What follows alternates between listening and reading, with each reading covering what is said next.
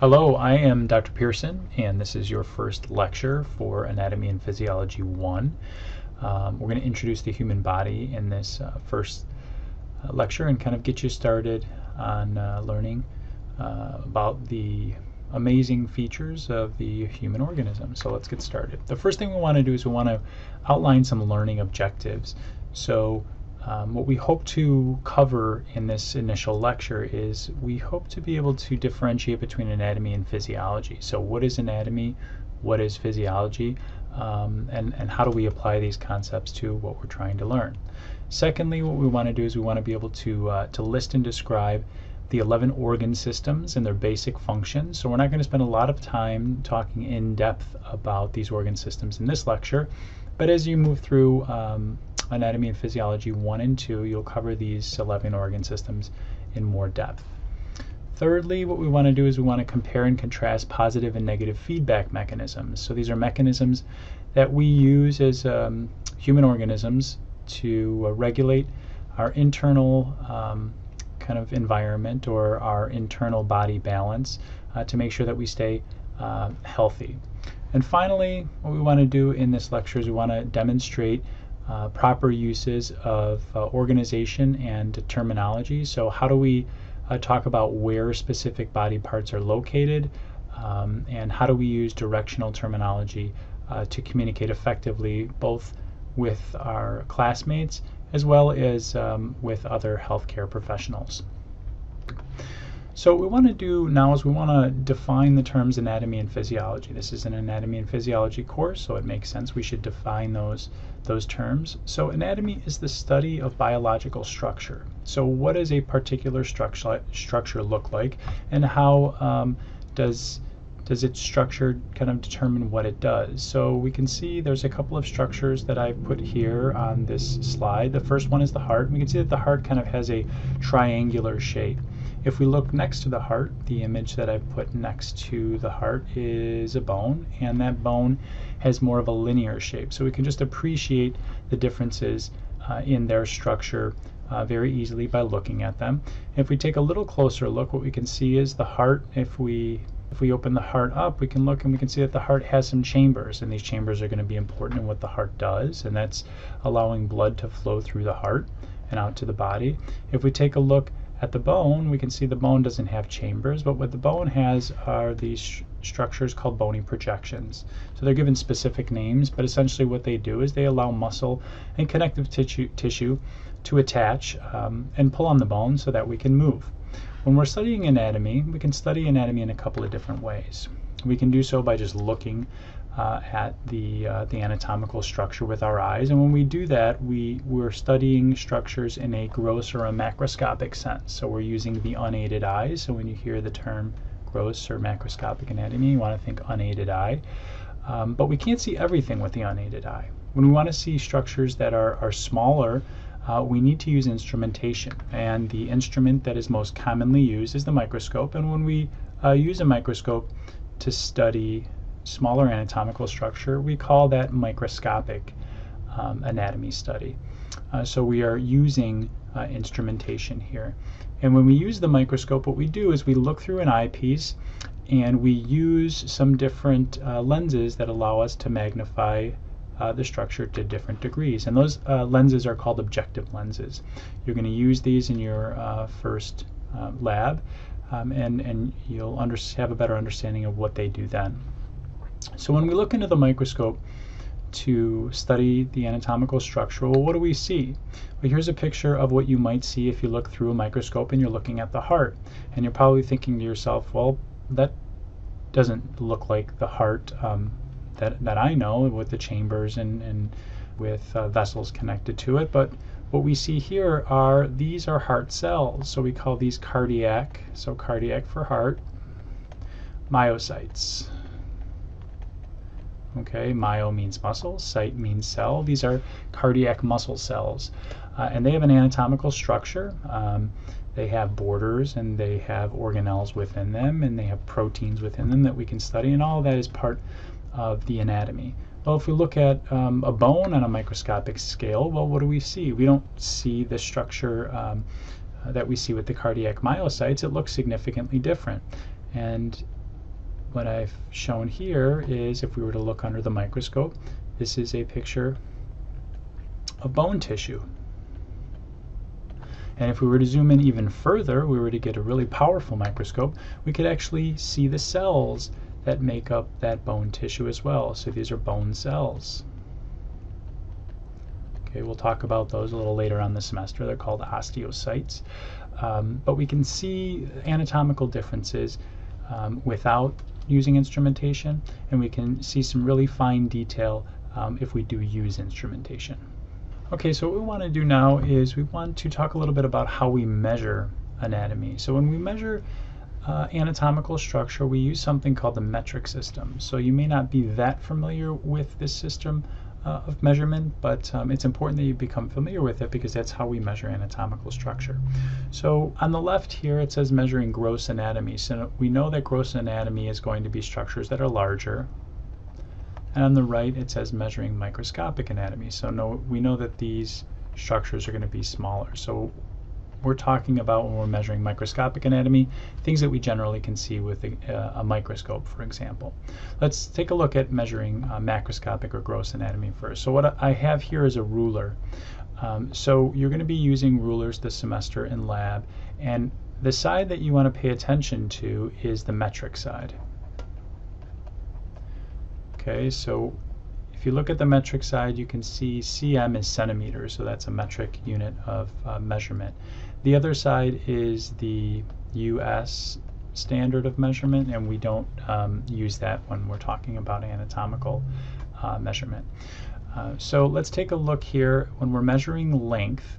Okay, so I'm going to put an L here next to this first bullet point, okay, and that represents length. All right, so when we measure length, the kind of standard unit that we use is called the meter. And to give you an idea of about how big a meter is about 3.3 feet. Okay, so let's take a look down here at the image of this person here. It says that this person is about 6 feet tall. I'm about 6 feet tall. Okay, and that is equivalent to about 1.8 meters. So that gives you an idea of about how big a meter is. Centimeter, so a centimeter, centi is a prefix that means 100. So a centimeter is 1/100th of a meter. And when we write meter, we usually use a lowercase m. Well, we do use a lowercase m. And centimeter, we use lowercase cm. So if we were to chop a meter stick up into 100 different pieces, one of those pieces would be a centimeter. Millimeter, milli is a prefix that means 1,000. So a millimeter is 1/1000th of a meter. Okay, if we took that meter stick that's 3.3 feet in length and we chopped it up into 1,000 pieces, one of those would be a millimeter. Okay, so that gives you a sense of length. If we're looking at the ruler and we see centimeters, so from 5 to 6 here, this would be 1 centimeter. Okay, we know that there are 100 of those in a meter. If we took another centimeter, so this centimeter here from 9 to 10, okay, that represents 10 millimeters. And we can see that the little tiny lines here, those represent millimeters. So there are 10 millimeters in 1 centimeter. And remember that how many millimeters do we have in a meter? We have 1,000. What about weight? Okay, how much these things weigh? So I'm just going to put a W here for weight. And the standard unit that we use for weight is called the kilogram. Okay, so the kilogram is about equal to 2.2 pounds. All right. We can also use the gram. So a gram is a unit of weight measurement that's less than a kilogram. How much less? Well, a gram is 1/1000th of a kilogram. Okay, so if we had something of 1 kilogram and we divided that equally into 1,000 pieces, one of those pieces would be a gram. Okay, what about a milligram? Okay, a milligram is 1/1000th of a gram. So if we took one of those grams and we divided that gram up into 1,000 equal units, one of those would be a milligram. Okay, so some of these things can get pretty light. what about volume? Okay, how much space does something take up?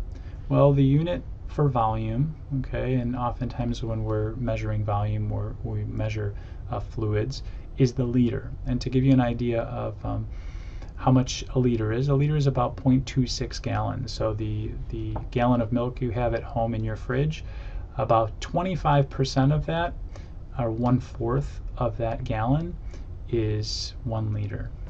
We also use deciliters. Okay, we use deciliters in anatomical study, and a deciliter is 1/10 of a liter.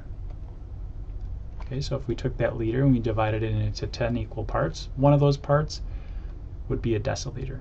Okay, a deciliter is also equivalent to 10 milliliters. Well, what's a milliliter? A milliliter is 1/1000th of a liter. Okay, I'll put the little of there, I missed that. 1/1000th of a liter. So if we took the liter, divided it into 1,000 equal parts, one of those parts would be a milliliter. Okay, and I have a picture here of the heart. All right, the heart is large enough for us to look at, and we can observe it with the unaided eye.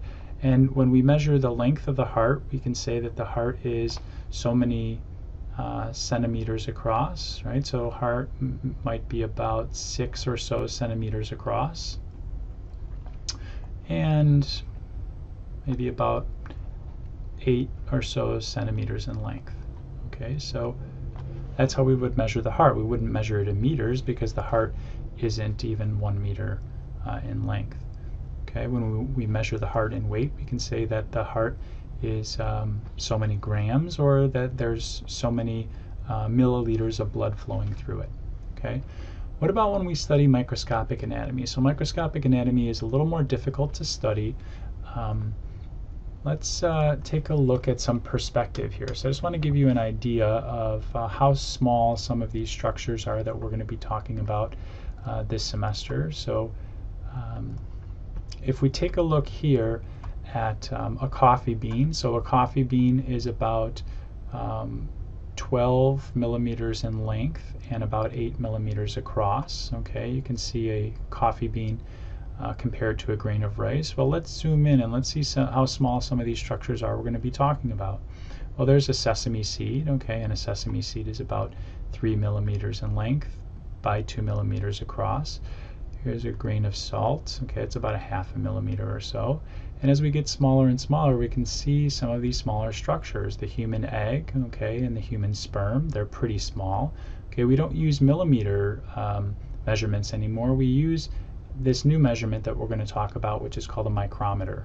Okay, and we continue to get smaller and smaller, and we can see micrometers here as well. So mitochondria, and this is an organelle in your cells. All right, so we get smaller and smaller. There's some viruses, right, the influenza virus and the HIV virus, and we can get really, really tiny, okay, antibodies, hemoglobin, and red blood cells. So you can see how small some of this stuff is, and we need to measure these things as well.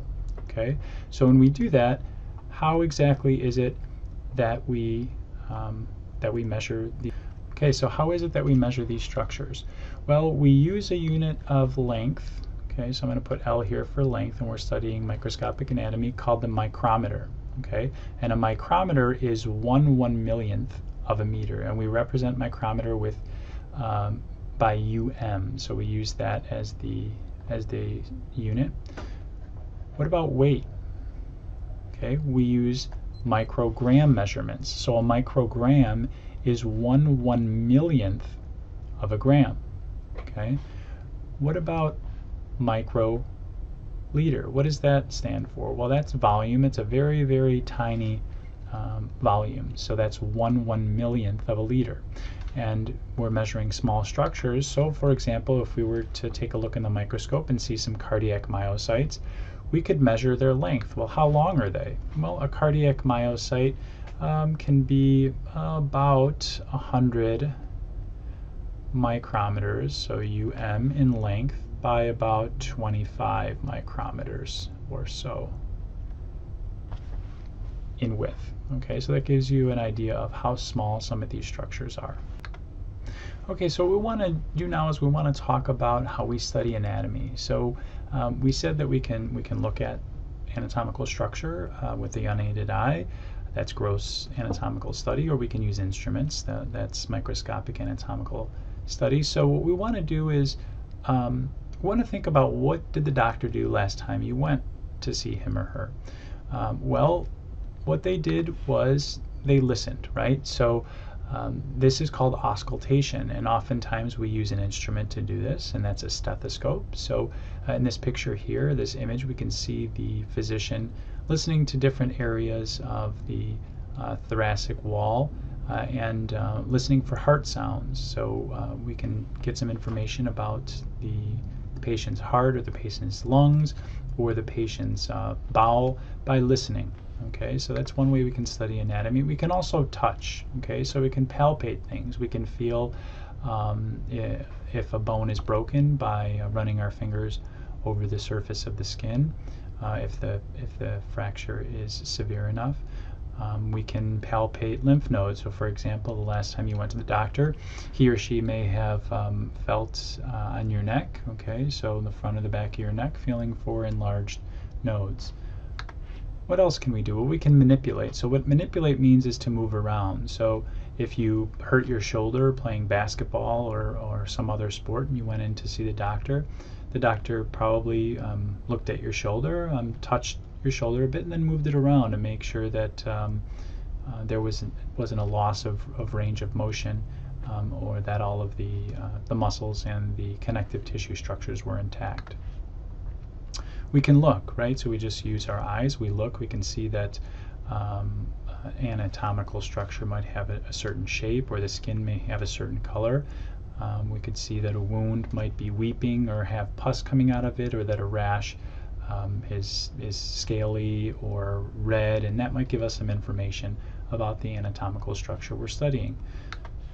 We can smell. So unfortunately, this one isn't as pleasant as we might otherwise like, especially if there's an infection going on, but we can use our sense of smell to get some information about that particular anatomical tissue. So if we put all of these together, what are we doing? Well, we're essentially using our senses. So we use our senses to get some information about anatomical structure.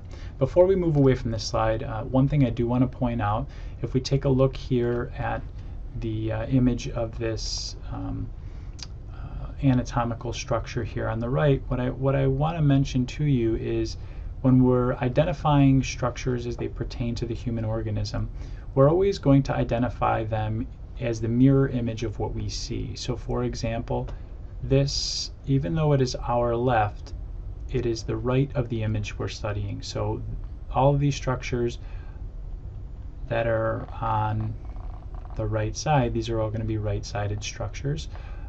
And the left side pertains to left-sided structures. So for example, the right side here is a lung, so this is the right lung here. Okay, so right lung, R with a circle around it is right, which means that this would be the left lung. Okay, so this is important to understand when we're referencing anatomical structures. Okay, so since we have a pretty good grasp of what anatomy is and how we study that, let's talk a little bit about physiology. So physiology is the study of how these biological structures, how they function, how do they work. So how does the heart work? How does a bone work? How does it do its particular job? So it's the study of biological function. Okay, so if on exam I were to ask you, how the kidneys make urine, or how does the liver produce proteins, or how does a bone work to keep us upright and stable, those would all be examples of physiology. Okay, and when we're studying physiology, what we have to use oftentimes is we need to use instrumentation. Okay, we can't just look at an anatomical structure and appreciate how it functions. So we need to use instrumentation. And these two images that I've included in this slide are showing how we can use instrumentation to study how something works. So on the left here, we are using some instruments to study blood pressure, okay, and on the right, we're using an instrument to record lung volumes. Okay, so VOL period is volume. So what is the pressure inside the blood vessel in the arm? What's the fluid pressure in there like when blood flows through it from the heart? And is it healthy or is it unhealthy? And in order to record that, we need to use some instrumentation. So you can see that this practitioner is using a cuff and a gauge that can measure the pressures within that cuff, and then the practitioner is inflating that cuff and getting some information about how much fluid pressure is in the vessel. On the right hand side, the apparatus that the woman is using is called a spirometer, and that's going to help measure lung volume. So that can give us an indication of is the lung rather not expanding enough, or is it not contracting enough, or is there excess air is sitting in the lungs. So this is going to give us an idea of how those organs are functioning. If we take a look down toward the bottom of the slide, we can see that in order to study physiology, we have to use concepts from other sciences. So for example, we're going to use concepts from physics as well as concepts from chemistry. Okay, when we study the biochemical reactions inside the human organism, those are going to be a lot of chemical concepts. When we study, for example, something like a pressure, okay, so I just mentioned pressures a second ago with the spirometer, and when we're measuring pressures, for example, the gas pressure in the lungs, those are physical properties, or the fluid pressure in a vessel, those are physical properties, and those come from the study of physics or that particular science. Gradients, so this is another example of a physical concept that we use in anatomy and physiology, and this is the image that I have below here is a very easy way to understand how gradients work. And if we look at this image, we can see that on the left hand side we have a container, and that container is separated. The two sides are separated, and on the left side we have lots of red dots. I'm just going to put an upper arrow here, an R, that means red. And on the right side of the container there are less red dots. Okay, and over time, if those red dots are able to move from the left side of the container to the right, or the right side of the container to the left, what's going to happen is over time those red dots are going to be equal on both sides. And this is the concept of gradients. Okay, and we'll talk more about that as the semester progresses. Electrical concepts. So we also have to talk a little bit about electricity, voltage, and things like that when we're discussing the human organism. Why? Well, because some of our cells can actually generate electricity. You probably didn't realize that, but they can. This is a picture here of a neuron, and a neuron is a nerve cell. Okay, so the cells that you use to walk and talk and smell and taste, and the cells that you're using to listen to this lecture right now, they're all generating electricity. Okay, so we have to become familiar with these electrical concepts. All right, so what we want to do is we want to talk a little bit about how anatomy and physiology are interrelated, right? We talked about them separately, right? Anatomy is the study of structure and physiology is the study of function. Well, how do they come together for anatomy and physiology? Well, this first bullet point really hits on the heart of the matter, and that is that form dictates function. So what does that mean? That means that the way a structure looks, or the way it is organized, dictates what it does. Okay, so let's take a look at some quick examples. Your skull. So your skull is a structure, right? It's this bony structure that houses a very important organ, and that is the brain, right? Well, the structure dictates its function. So we know that the skull is largely hollow, but it's very the bony part of the skull is very hard and very durable and can withstand forces, and that's part of what it does. That's part of its function. What about the stomach? So the stomach is a structure that we use to store food, to mix food up, to begin the breakdown of food. So based on what it does, well, what does its structure look like? Well, it's essentially a hollow muscular bag, and inside we find lots of important digestive enzymes and juices that allow us to mix our food up and to lubricate our food and to break our food down so that we can move that material to the next part of the gastrointestinal tract. Finally, I have a picture here of the male sex cell, or the male gamete, which is the sperm, and its form dictates its function as well. Okay, so well, what does it look like? Well, the sperm has a head to it. Okay, and inside that structure we have our genetic material, or our DNA. Okay, our chromosomes, and we need to deliver that genetic material from the male to the female sex cell, or the female gamete, which is the egg. Okay, well, how does the sperm do that? It uses a motile cellular extension, so it uses the structure called a flagellum, and that flagellum acts like a little motor, or a little whip, that allows the chromosome containing head to be delivered to the female's sex cell. Alright, so let's talk a little bit now about how we're organized. When you think about how the human organism is organized, what we want to do is we want to talk about the very small, and we're going to work our way up to the very large. Okay, so you can think about it like building a house. Okay, so for example, we use bricks to build a house, okay, and we put a few bricks together, enough bricks to build a wall, and eventually we put enough bricks together we can build a room. And if we put more bricks together and add one room to another, well, we start to generate the floor of the house, and eventually we put a couple of floors together and we get the whole house. All right, so when you think about how the human organism is organized, think of it kind of in the same way. Well, we're not going to use bricks for our organization, obviously. We're going to use atoms. Okay, so a couple of different atoms that I want you to become familiar with, and I'm just going to write the elemental symbol here. H is hydrogen. Okay, C is carbon, O is oxygen, and N is nitrogen. Okay, so why do I want you to become familiar with these atoms? Well, because our mass, the mass of our organism,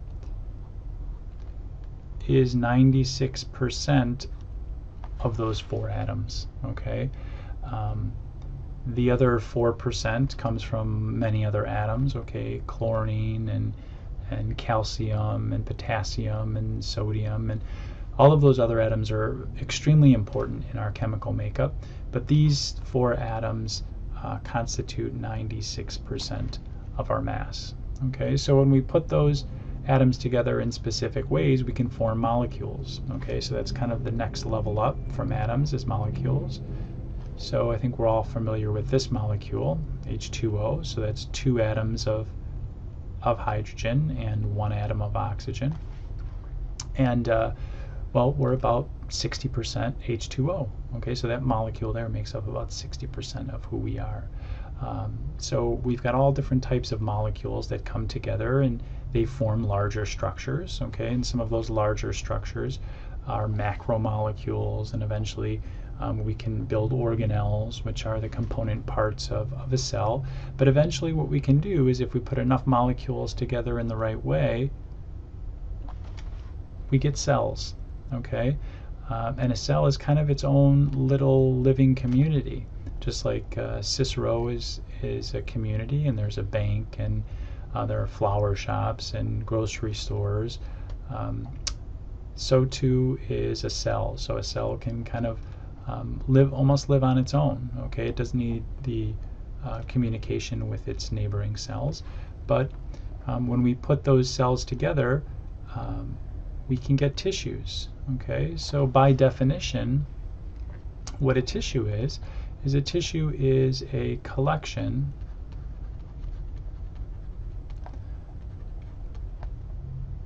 of the same types of cells that are performing a common function.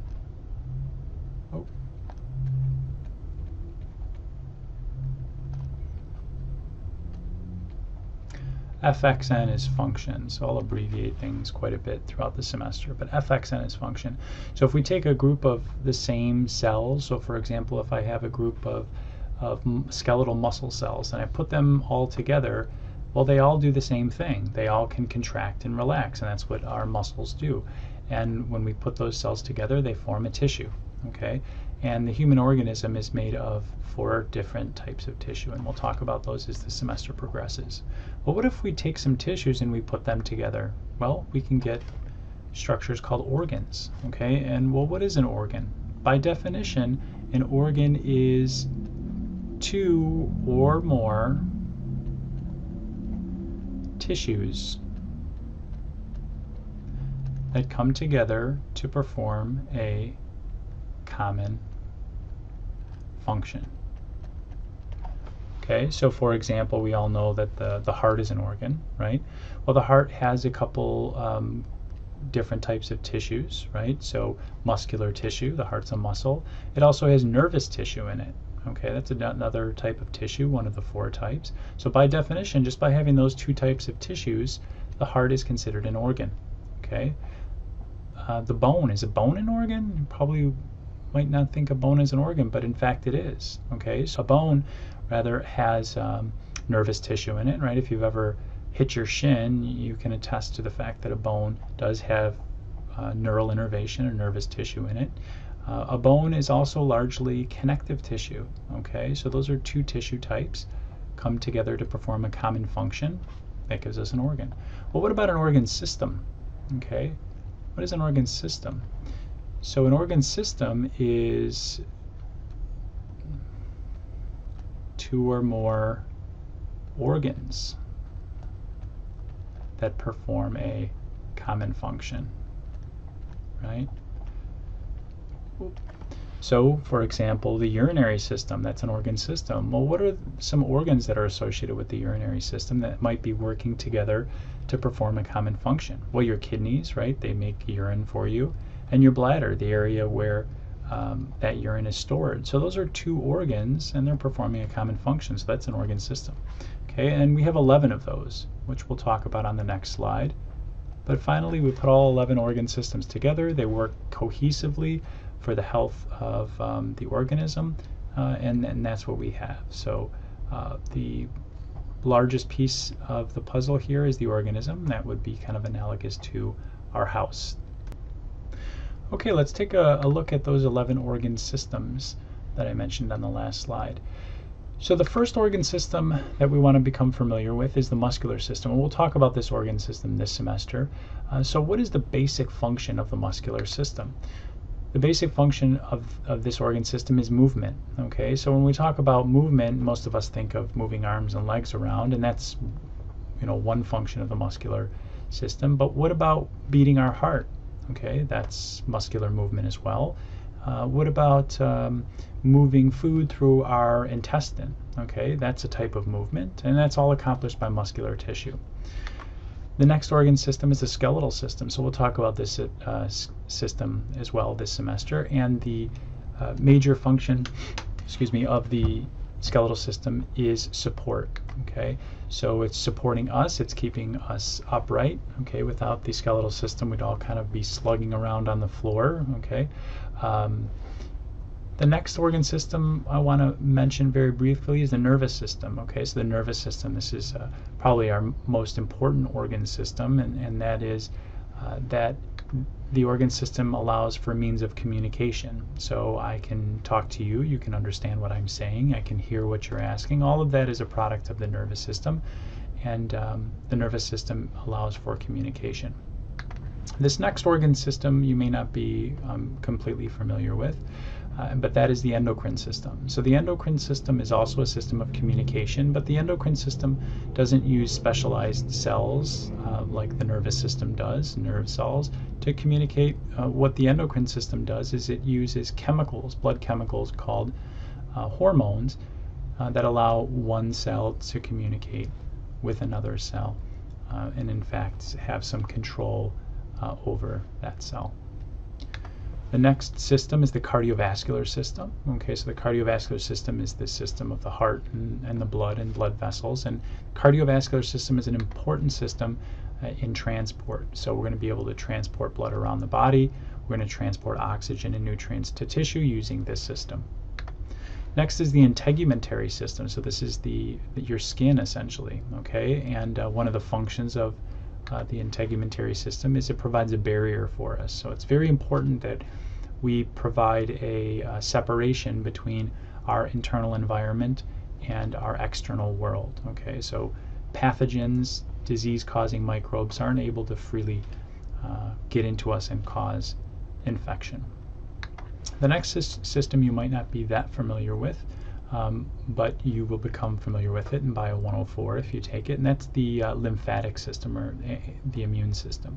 So this system is designed, one of its major functions is to help us fight infection. Okay, so if those pathogens or disease-causing microbes do get through our skin, we have some very potent chemicals and some cells that can help get rid of those foreign invaders. The next organ system is the respiratory system. Okay, so this is the system that allows us for gas exchange. So we can take gases in. All right, there's quite a few different types of gases that we take in. The one that we like to use, though, that's very important, is oxygen. So we're able to get oxygen to our cells, and we're able to get rid of carbon dioxide. Next is the digestive system. Okay, so a very important system that essentially allows us to power all of our additional cells. So the digestive system allows us for the breakdown and the absorption of nutrients, and those nutrients that we get in our food are delivered to cells. Those cells can make energy or build new tissue, build new molecules. The next system is the urinary system. Okay, so the urinary system is the system that allows us to dispose of waste products, so we can excrete things from the blood that we don't particularly need or want. The urinary system has a whole host of other jobs to do, and we'll talk about those in 104. Finally, the reproductive system. Okay, so the reproductive system is a system that allows us to procreate, so we're able to keep our species alive and thriving. All right, so what I want to do is I want to give you a little bit of studying to do on your own. So I'm not going to cover this material in this first lecture, but I do want you to cover necessary life functions and survival needs. So these are parts of Chapter 1, so you'll find them early on in the chapter. And I want you to be familiar with those concepts for your first exam. I included this little comic strip here, and you can read it on your own. I'm not going to read it to you, but essentially what the comic strip is saying is that it's important that when you are given an assignment or you're given something to do, that you make sure that you take it seriously and that you do it well. And that's going to prepare you for whatever profession it is you're trying to get into, because nowadays the job markets are extremely competitive. Jobs have a tendency to be a little bit more scarce than we'd like them to be. And if you're going into a profession like physical therapy or nursing, those programs are very competitive. So I encourage you to do this studying on your own and make sure that you're prepared, having learned that material for your first exam.